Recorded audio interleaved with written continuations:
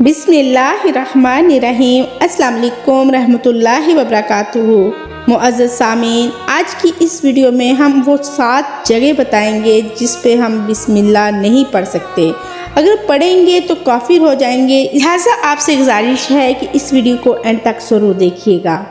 कुरान मुक़द्दस अल्लाह ताला की अजीम किताब है। ये बरकत वाली किताब है। इसकी आयत मोमिनों के लिए शफा है। इसके एक हरफ में 10-10 नेकियां अल्लाह ताला ने मुकर्रर फरमाई हैं। कुरान मुक़द्दस दुनिया आखिरत की परेशानियों का इलाज है। कुरान मुक़द्दस रहमतों का ख़जाना है। लेकिन एक अजीम रहमत वाले ख़जाने से माला माल होना हो तो पहले सच्चे दिल से बिस्मिल्लाहिर्रहमानिर्रहीम पढ़ो, फिर इस ख़जाने को खोलो और ज़्यादा से ज़्यादा अल्लाह की रहमतों को हासिल करो। जब कुरान मुक़द्दस जैसी अजीम किताब बग़ैर बिस्मिल्लाहिर्रहमानिर्रहीम के नहीं खुलती तो फिर दूसरे जायज़ कामों की बरकत बग़ैर बिस्मिल्लाहिर्रहमानिर्रहीम के कैसे हासिल हो सकती है।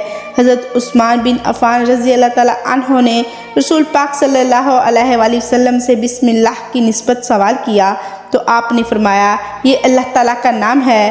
अल्लाह ताला के बड़े नामों और इसमें इस कदर नज़दीकी है जैसे आँख की सफ़ेदी और स्याही में।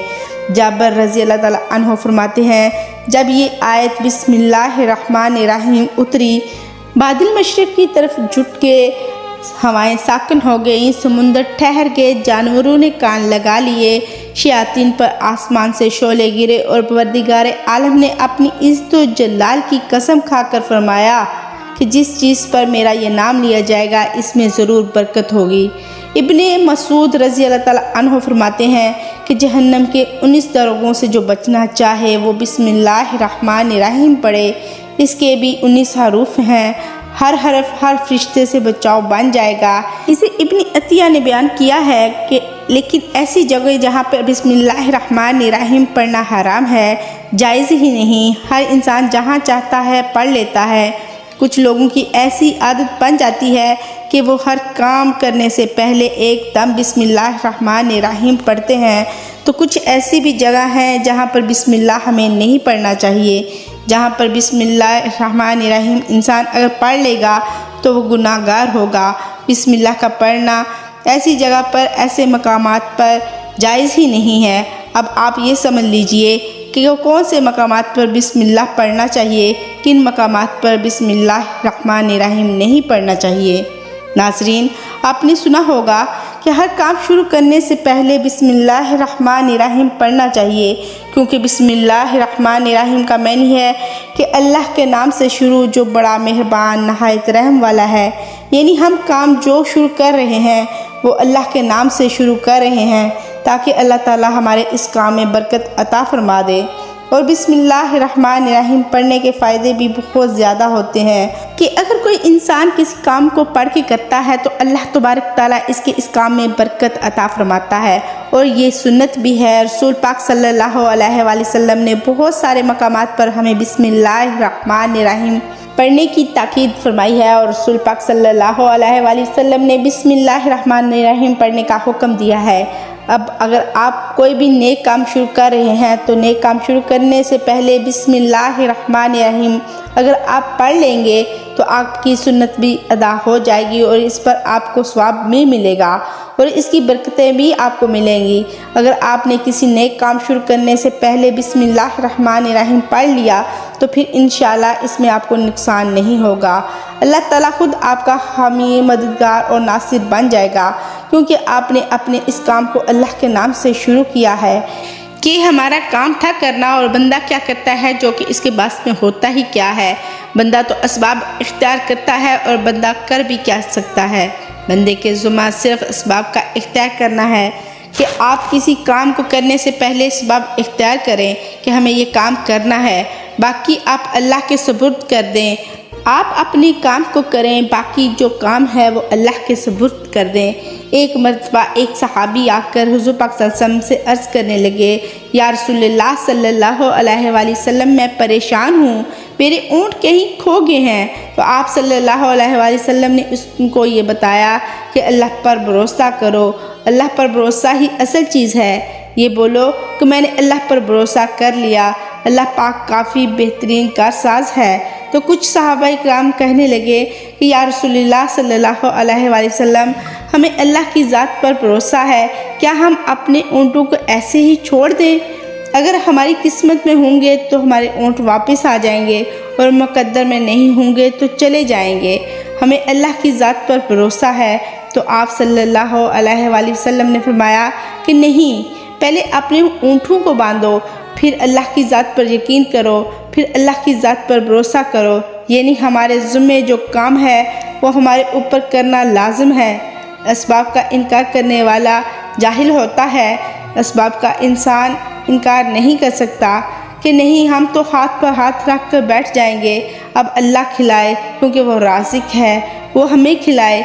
लेकिन आप अपनी मेहनत कीजिए, आप असबाब इख्तियार कीजिए, फिर अल्लाह की ज़ात पर छोड़ दो।